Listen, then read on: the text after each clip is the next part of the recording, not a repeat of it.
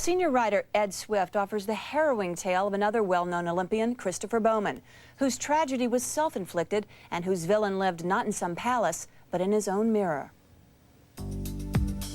From the pages of Sports Illustrated, brought to you by Dean Witter. There are many ways to measure success. Dean Witter measures success one investor at a time.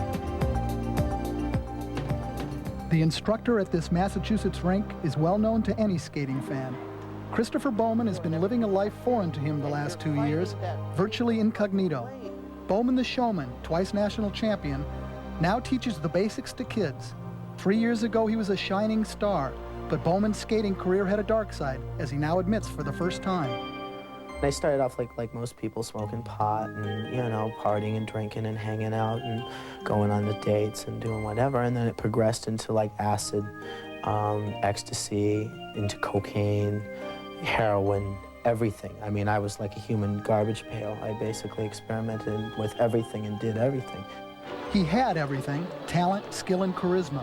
In 1987, he was the heir apparent to Brian Boitano, but he was already a problem child, gifted but not disciplined. In fact, he had an addiction well concealed by a stage mask. Things had turned so bad that they had to admit me to the Betty Ford Center before the 1988 Olympics and get myself squared away and all, you know, cleaned out. Trying to treat this, like, drug addict, like, monster that I had created when it was really Christopher Bowman that needed to be treated.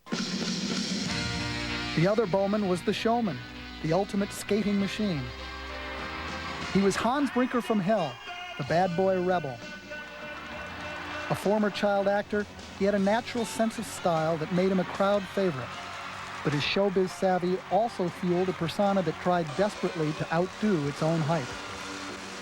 My life became a rebel image and a role that I got stuck in playing for so many years that I couldn't get out of it. It then became a horrible lie that I had to play out and that I had to live, because it was something that I knew was wrong, was something that I knew was dangerous, but it was an important part of my skating career, and people enjoyed it, and that just threw more and more gasoline on the fire. Bowman says he never used drugs during competitions, thus he never tested positive. The United States Figure Skating Association doesn't conduct random drug tests between events, yet those who knew him suspected the truth.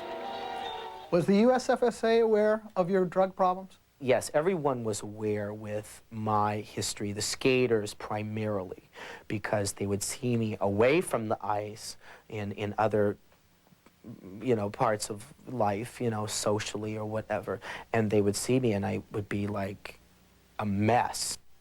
The worst of Bowman's problems came after breaking up with longtime coach Frank Carroll in 1990. A lot of that had to do with my use and abuse of drugs and coming into myself as a young man and just realizing that I am going to believe my own press and I'm going to run the show and I'm going to do my own thing, which is just about as dangerous as, you know, getting into an aircraft and flying it myself and manning it and skydiving from it. Life without Carroll became a free-fall, and unwanted publicity soon followed. Several violent incidents in bad neighborhoods became shadowy sidebars to Bowman's life. One was a bizarre encounter in Toronto in 1991, just months before the Albertville Olympics. I was looking for a fix. I was looking to get high, and basically had changed money and drugs were being used, and 3 people got, you know, on top of me and threw me down a stairwell, and I wound up breaking my nose, and I had 2 orbital fractures around my right eye. Partial of my peripheral vision is gone, you know, so I was really messed up. He finished without a medal at the '92 Olympics, and his final amateur appearance at the World Championships was a disaster. He was hardly the shining star who'd shown such promise.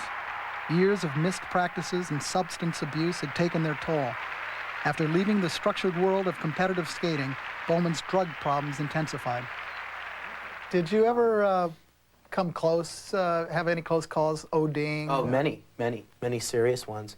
My big thing was freebasing cocaine, much like Richard Pryor and David Crosby. It's like a $900 to $1,000 a day habit. And the skating was a great, great, great vehicle to make a lot of money very fast.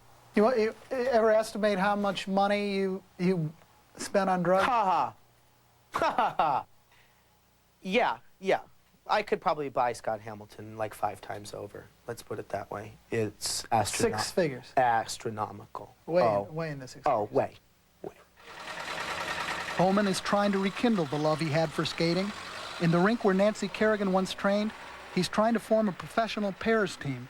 For now, Bowman says he's clean and sober, Right. a condition he doubts he'd ever be in had he achieved success. Here we go. I would have became Olympic champion.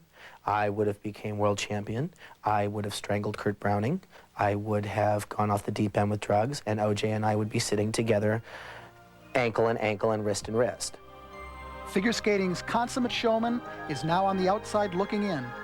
The man who helped tilt the sport toward showbiz has left the bright lights behind. He's been to hell, but fans want to know, has he made it back? For Sports Illustrated, I'm Ed Swift.